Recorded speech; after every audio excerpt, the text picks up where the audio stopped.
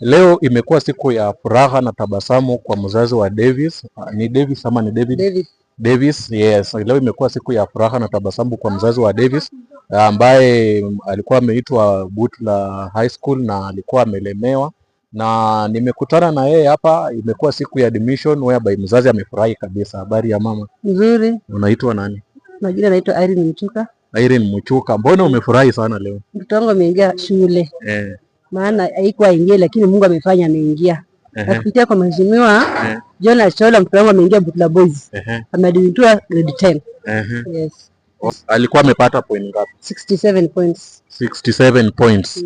Na sasa nimesikia hata ulikuwa umegive up, na yeye ulikuwa umeamua umpeleke tu asome wapi? Nilikuwa nimegive up, nilikuwa aende Buhuma Day School.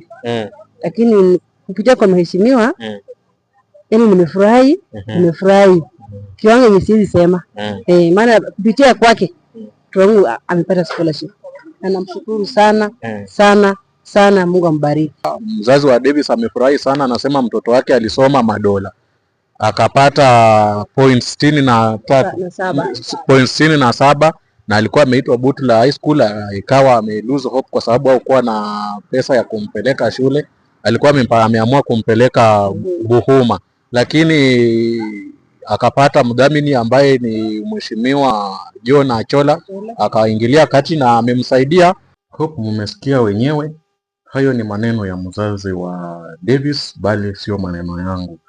Tunaomba viongozi waige mfano kama huo ili tuweze kushirikiana. Endelea kufollow Butler News Facebook, YouTube, TikTok na X kama Butler News. Asanteni.